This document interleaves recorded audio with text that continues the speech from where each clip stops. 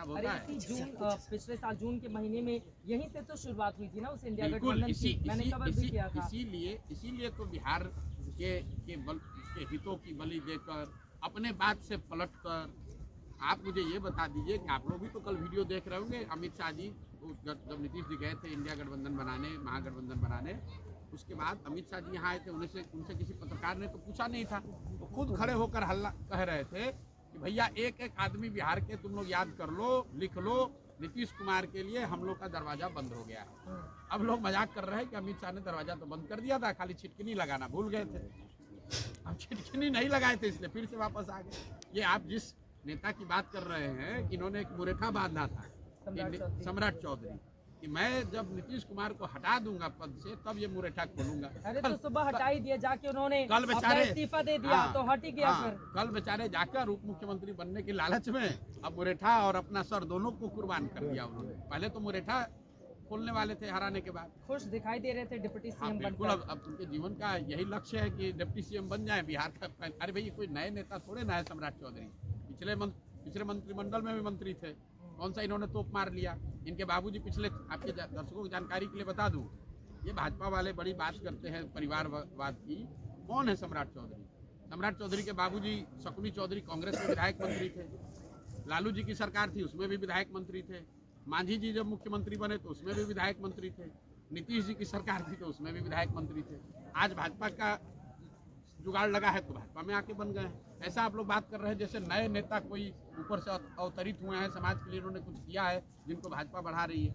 भाजपा भी तो वही कर रही है जो दूसरे दल वाले कर रहे हैं। अच्छा, एक चीज और बताइए, नीतीश कुमार जब से सीएम बने हैं, पहले वो आरजेडी पे बहुत ज्यादा वार करते थे, लेकिन अभी उनके निशाने पर कांग्रेस कहीं ज्यादा है। इसके पीछे उनकी बदली हुई क्या रणनीति समझ रही है? उनकी कोई रणनीति नहीं है, उम्र हो गया है, घबराए हुए हैं, कभी इधर कभी उधर। उनकी अब एक प्राथमिकता रह गई है कि भाई किस तरह जितने दिन संभव है जुगाड़ लगाकर सीएम बने रहे।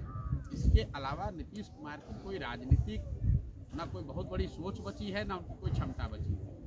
राजनीति का ये अंतिम दौर उनका चल रहा है। हाँ, तो हम ये पिछले 7 महीने से कह रहे हैं, ये आप लोग को कल बड़ी घटना लग रही है। हम तो 7 महीने से कैमरे पर रोज बता रहे हैं कि नीतीश कुमार का ये राजनीति करने का तरीका है। और मैंने ये भी कहा है कि आप लोकसभा चुनाव होने दीजिए, फिर नीतीश कुमार या तो खुद भागेंगे या भाजपा वाले इनको हटा देंगे। अगला विधानसभा चुनाव, मैं कैमरे पे कह रहा हूँ, अगला विधानसभा चुनाव नीतीश कुमार एज ए मुख्यमंत्री इनके चेहरे पर नहीं होगा। भाजपा का ये दम नहीं है, और अगर दम है तो भाजपा वाले ये घोषित कर दे खाली कि भाई नीतीश कुमार ही बिहार के अगले सीएम होंगे और कह के चुनाव लड़ लें। आपको दिख जाएगा उनकी औकात कितनी है, कितनी बड़ी उनकी। आप ही कह रहे हैं कि 25 में नीतीश कुमार के बगैर बीजेपी जाएगी, और अगर जाती है तो फिर बहुत बड़ा नुकसान एनडीए गठबंधन को होगा बिहार में। उल्टा आपने सुन लिया, मैंने कहा कि नीतीश कुमार के साथ वो जाएंगे ही नहीं जाएंगे, क्योंकि उतनी समझ उनको है कि नीतीश कुमार के साथ अगर गए, वो तो नेचुरल अलायंस बताते हैं। कल जेपी नड्डा जी ने बताया है। चलिए, नड्डा जी को कितनी बिहार के पॉलिटिक्स की समझ है वो छोड़िए ना आप।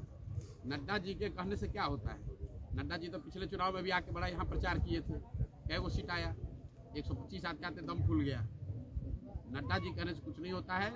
ये अलायंस जेडीयू भाजपा का है, लेकिन मैं ये कह रहा हूँ कि मुझे नहीं लगता है कि नीतीश कुमार को चेहरा बनाकर ये अलायंस अगला विधानसभा चुनाव लड़ेगी। या तो नीतीश खुद भाग जाएंगे या भाजपा इनको हटा देगी। नीतीश के चेहरे पर अगला चुनाव नहीं होगा, और अगर होगा तो उसका सबसे बड़ा खामियाजा भाजपा को, एनडीए को होगा। और मैं ये चुनौती भी दे रहा हूँ कि अगर आप मेरे बात से इत्तेफाक नहीं रखते हैं तो भाजपा के नेता, शीर्ष नेतृत्व ये घोषित कर दे खाली कि भाई अगला विधानसभा चुनाव नीतीश जी के चेहरे पर, जैसे उन्होंने 2020 में कहा था वैसे 2025 में कह दे कि अगला चुनाव नीतीश जी के चेहरे पर लड़ा जाएगा। खाली वो इतना कह के दिखा दें। आप अमित शाह जी से ये बयान दिलवा दीजिए कि या नड्डा जी कह दे ये बात कि भाई अगला चुनाव एनडीए नीतीश जी के चेहरे पर, मुख्यमंत्री के चेहरे के तौर पर लड़ेगी, ये कह के दिखवा दीजिए। दम नहीं है उनका कहने का, कह के दिखाए। ठीक है। न्याय यात्रा कांग्रेस पार्टी की राहुल गांधी के नेतृत्व में बिहार में प्रवेश कर चुकी है, कितना असर डालेगी? मुझे नहीं पता है, मैं जानते ही नहीं हूँ। तो अभी आए हैं, 2-4 दिन अपनी शायद उनकी यात्रा है, पूर्णिया कटिहार वाले एरिया में है। वो अपना काम कर रहे हैं, हर दल को, हर नेता को अधिकार है अपना काम करना। भारत जोड़ो यात्रा से कर्नाटक में फायदा हो गया था, दक्षिण में थोड़ी मजबूती मिली थी, लेकिन क्या इससे आपको लग रहा है कि नहीं, आप अगर सिर्फ यात्राओं से ही आप सीधा कोई कोरिलेशन नहीं है चुनाव परिणामों का, अगर ऐसा होता तो मध्य प्रदेश में भी उन्होंने भारत जोड़ो यात्रा की थी, गुजरात में राजस्थान और छत्तीसगढ़ में भी पद यात्रा हुई थी। तो यात्राओं का सीधा चुनाव पर असर नहीं पड़ता है।